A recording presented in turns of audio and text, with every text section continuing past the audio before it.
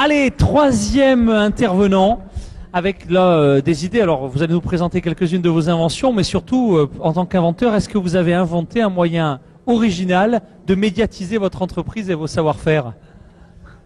Non, je pense pas avoir inventé un moyen original. Vous n'avez pas encore planché dessus. Par contre, je planche dessus, ça c'est sûr. Et là, je crois que j'ai entendu deux choses formidables. La première, c'est un passage sur TF1. J'en rêve depuis 10 ans. Bravo. Bravo, parce que ça, c'est très fort. Et la deuxième chose, c'est effectivement, ça coûte très très cher. Et là, finalement, on a deux expériences qui se complètent. C'est-à-dire que le passage à l'émission n'a rien coûté du tout. Si ce n'est la marchandise. Voilà, si ce n'est la marchandise et le temps. Mais il n'y a pas eu de budget. Et je crois que c'est là-dessus qu'il faut tabler. Et moi, c'est là-dessus que, parce que je suis tout à fait d'accord avec Caroline, à partir du moment où vous investissez dans les médias, c'est pas juste un encart à 500 €. Parce qu'en gros, un huitième de page dans un journal, ça va être 500 €. Ça sert à rien. Enfin bon, je suis tout à fait d'accord avec elle. Par contre, il faudra peut-être renouveler l'opération toutes les semaines, pendant des mois, voire des années. Donc ça coûte une véritable fortune. Donc ce qu'il faut essayer de faire, c'est de faire comme Catherine et d'arriver alors après, elle pourra peut-être nous expliquer comment elle a fait, parce que ça m'intéresse. Comment participer à une émission comme ça sur TF1, ça c'est fabuleux. Donc moi, la stratégie, elle est clairement là. La stratégie médiatique, c'est comment on se fait connaître sans que ça coûte une fortune. Donc moi, c'est simple. J'ai entendu parler ici là tout à l'heure à cette tribune à 2 reprises aujourd'hui de ce qu'on appelle le storytelling. Et le storytelling, c'est l'art de raconter des histoires. Et finalement, moi dans mon cas, donc j'invente des produits. Je dépose des brevets. J'ai un concours Lépine sur un de mes produits, et j'en invente en permanence. Vous inventez en partant de l'histoire, ou vous inventez le produit, vous racontez l'histoire après? Petit secret de fabrication. En fait, si vous voulez, moi, clairement, dans ma stratégie de médiatisation, je me suis inventé un personnage. C'est-à-dire qu'aujourd'hui, moi, je suis Michel l'inventeur. Voilà. Et à partir de là, les médias sont friands de ça. Ouais, quand vous leur racontez une histoire, il était une fois, alors après, il se trouve, et ça c'est venu après, mais il se trouve que j'ai un arrière-grand-oncle qui était coureur automobile, qui a inventé une voiture, qui a couru les 24 heures du Mans avec, etc. Et alors après, en partant de là, vous pouvez trouver des histoires merveilleuses et qui vont vraiment intéresser les médias. Et donc, à partir de là, je pense qu'on peut faire la synthèse des deux, c'est-à-dire arriver à être dans les médias sans avoir à payer. C'est ce qu'on appelle d'ailleurs du publi-reportage. Voilà, j'allais y venir. Et donc là, il y a clairement des choses à faire. Par contre, si on veut pouvoir avoir un publi-reportage, il faut clairement avoir quelque chose d'unique, il faut avoir une valeur ajoutée à apporter. Donc à ce niveau-là, il faut bien se connaître, il faut bien savoir quel est le point. On a forcément quelque chose d'unique par rapport aux autres. Et c'est ce qu'il faut mettre en exergue, c'est ce qu'il faut valoriser auprès des médias. Il y a quelque chose aussi de très important, c'est à quel moment on le fait. Je vous donne un simple exemple. Donc moi, ma médaille au concours Lépine, c'était sur mon appareil de nage. Vous pouvez être sûr que tous les ans, au mois de mai, au moment du concours Lépine de la Foire de Paris, j'envoie un mail aux médias. Et sous des angles différents selon les années. Cette année, j'ai pu avoir plusieurs articles de presse. J'ai même eu des radios comme France Info. À ce moment-là, j'avais communiqué sur le fait, mais juste avant le concours Lépine, que deviennent les anciens inventeurs qui sont passés au concours Lépine il y a 10 ans? Est-ce qu'ils vivent de leurs inventions, ces gens-là? Et ça a fait mouche. Tout de suite, j'ai reçu des appels de beaucoup de journalistes.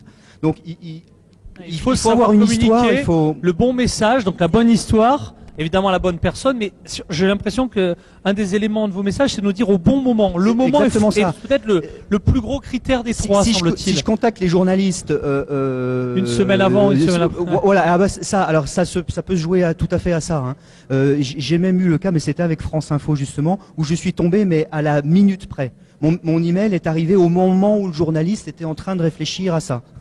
Et j'ai eu beaucoup de chance, il m'a appelé tout de suite au téléphone. Donc c'est pour ça aussi qu'il faut constamment avoir des idées et les relancer aussi très souvent sur des sujets variés, mais des sujets qui sont une vraie valeur ajoutée. Il faut pas à tout prix se dire mais je veux un article, je veux être dans la presse, je veux être dans les médias, je veux passer en radio, je veux passer à la télé, sans avoir de message unique, construit et à valeur ajoutée à leur apporter. Et il faut que ça soit au bon moment et que ça, si possible aussi, que ça ait une valeur par rapport aux événements du moment. Moi, par exemple, l'été dernier, il y a eu, hélas, beaucoup de noyades. Je ne sais pas si ça dit quelque chose aux personnes qui sont là, mais donc pas l'été 2014, l'été 2013, dans la presse, on parlait énormément des noyades. Et moi, mon système de nage permet entre autres de s'entraîner avant d'aller au bord de la mer, d'éprouver son physique et de s'entraîner en fait. Donc oui, j'ai mis ça en avant. En positif comme en négatif, savoir être très à l'écoute de l'actualité et faire l'effort d'imagination pour rattacher son offre et son produit au contexte de l'actualité. Parce qu'évidemment, quand tous les médias sont focalisés sur un élément, ça c'est vraiment effectivement, on en parle très peu à la tribune et c'est effectivement un levier très puissant. Ce que je voudrais ajouter, c'est que justement cette année, je me suis trompé parce que l'été 2014, j'ai anticipé et j'ai dit aux médias, j'ai un super produit qui permet d'anticiper si jamais il y a un problème un problème physique, enfin quelqu'un qui se sent pas suffisamment en forme pour aller au bord de la mer, moi j'ai ce qu'il faut pour éviter la noyade. Mais ça n'a pas marché. Cette année, c'était hors sujet. Vous avez autre chose à... Voilà. C'est ça, d'où l'importance d'être à l'écoute. Pour finir avec vous, Michel, est-ce qu'il y a d'autres points, d'autres thèmes que vous auriez aimé évoquer dans ce focus ? Dans ma problématique particulière, comme ce sont des produits que j'invente, c'est des produits que les gens vont pas aller chercher spontanément. Donc j'ai vraiment besoin de communiquer via des canaux classiques, j'allais dire, donc comme la radio, la télévision. Enfin la télévision, ça c'est le must. Il faudrait vraiment que je discute avec le Catherine. Le multicanal, précise Catherine, hors micro. Oui, de toute façon, moi j'ai un Facebook où je dois avoir 5000 et quelques j'aime. Enfin bon, tout ça, ça marche bien. Mais c'est vrai que c'est pas à ce niveau-là que j'arrive et c'est vraiment la médiatisation classique.